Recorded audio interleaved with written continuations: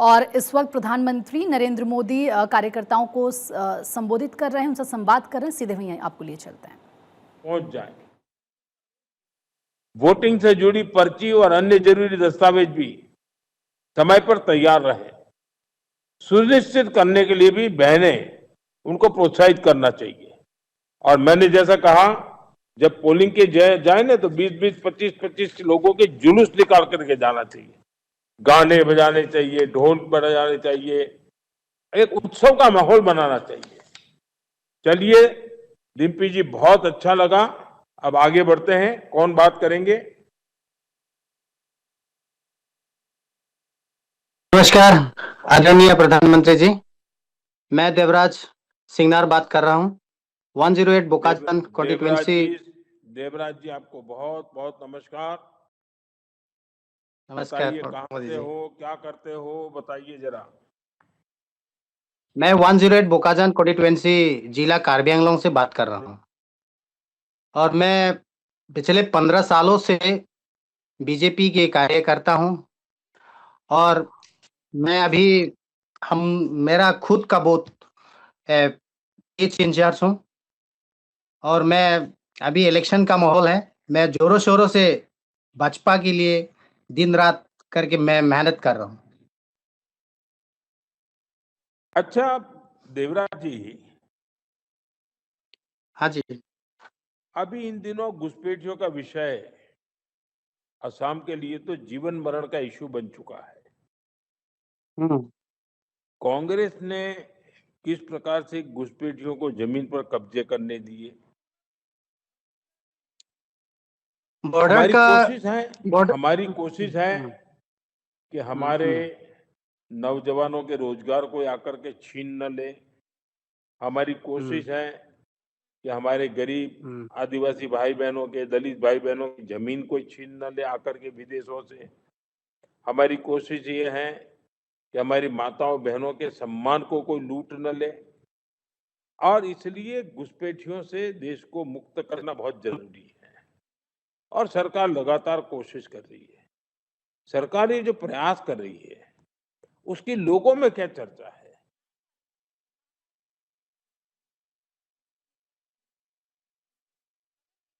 Hello hello. हाँ, hello. Devraj जी बताइए। ये डिस्ट्रिक्ट बॉर्डर जैसे हमारे कार्बी आंगलोंग जिला में घुसपैठों हमेशा से लोगों की बहुत बड़ी चिंता रही है। पहली बात तो यह है कि घुसपैठी जितने भी यहाँ कार्बी आंगलोंग जिला में हमारे यहाँ डिस्ट्रिक्ट में जितने भी यहाँ पे घुसपैठी घुसे हैं, ये कांग्रेसियों ने पिछले 15 सालों से अपना वोट बैंक बना के रखा है इसमें।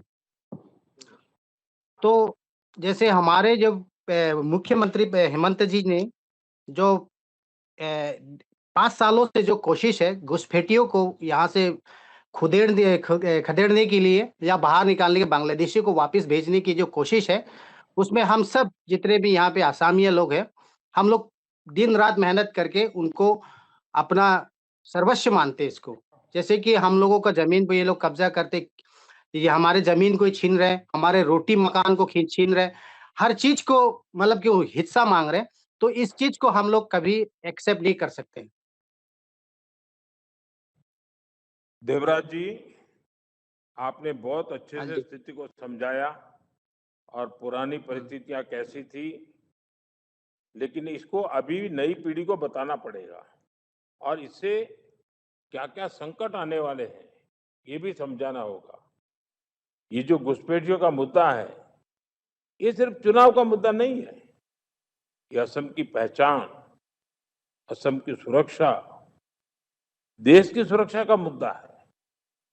एक किसानों की जमीन, आदिवासियों की, गरीबों की रोजी रोटी, महिलाओं की सुरक्षा से जुड़ा विषय है। अब देखिए, कांग्रेस ने बीते दशकों में जो अवैध कब्जे होने दिए, इससे असम में कितनी परेशानी हुई है। हमारे आस्था के, सांस्कृतिक के स्थानों तक को उन्होंने छोड़ा नहीं है। किसानों की जमीनों को नहीं छोड़ा गया। जहां घुसपैठिए बढ़ जाते हैं, वो मेहनत मजदूरी के काम पर कब्जा करते लेते हैं। इससे जरूरतमंद लोगों को काम मिलना कम हो जाता है। साथियों, मैं असम के सभी कार्यकर्ताओं से कहना चाहूंगा, आपके पास इनके इलाके के अपने ब्लॉक, अपने जिले में जो अवैध कब्जे हैं, उनकी पूरी जानकारी होनी चाहिए। उससे क्या क्या असर वहां बीते दशकों में हुआ है, इसके विषय में विस्तार से लोगों को बताया जाए।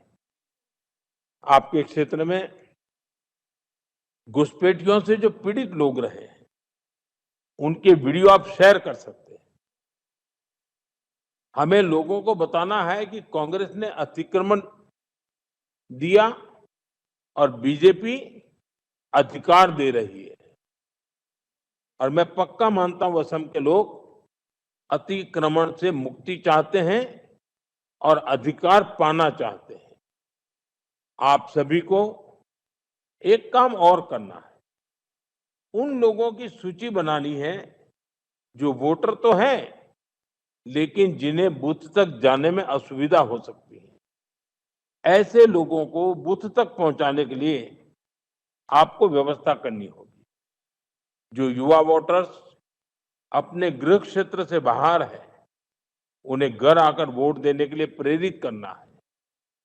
कई साथी कामकाज के लिए भी अन्य राज्यों में गए होंगे या गांव से शहर गए होंगे, उनको भी अभी से संपर्क करके बुलाना है। और उनके परिवार को भी कहना चाहिए कि वो बच्चों बाहर है तो फोन करे, चिट्ठी लिखे, बुलाएं। चलिए, मुझे बहुत अच्छा लगा देवराज जी आपसे बात कर करके। आइए, अब हमारे साथ कौन बात करेगा? नमस्कार मोदी जी, मैं अर्जुन ग्वाला बोल रहा हूँ। अर्जुन जी नमस्ते। नमस्ते।